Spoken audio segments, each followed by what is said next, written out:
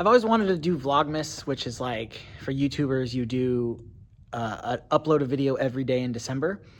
So today's December 1st, so I'm going to try that. Not sure what the videos are going to be or how it's going to work or any of that stuff, or even if I'm going to succeed, but we're going to try.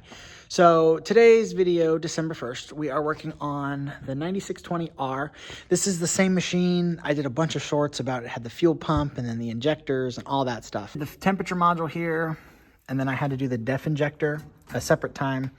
But on these Cummins, the bolts like to break off into the decomp tube. So this is already the new tube, but two of the bolts broke off.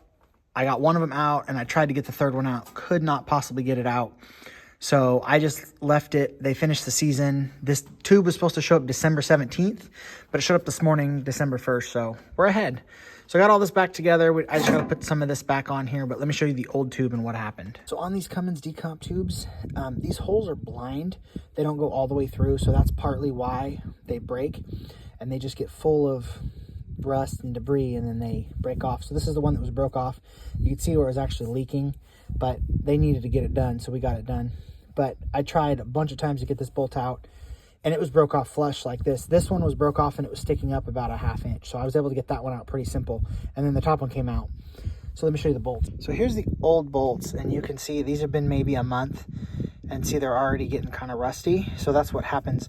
They've updated these a couple different times to stainless and then other stuff. And then when they're stainless, you absolutely cannot drill them out.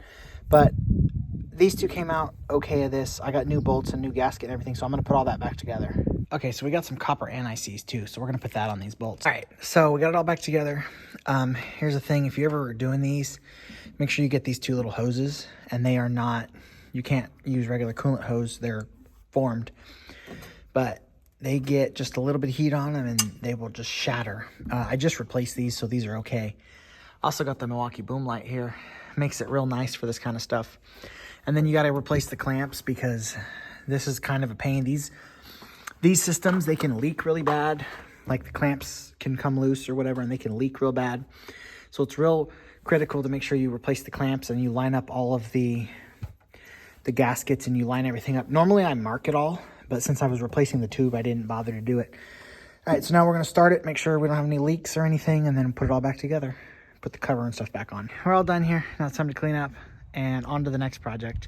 Thanks for watching. Like, comment, subscribe, all the YouTube algorithm stuff will be much appreciated.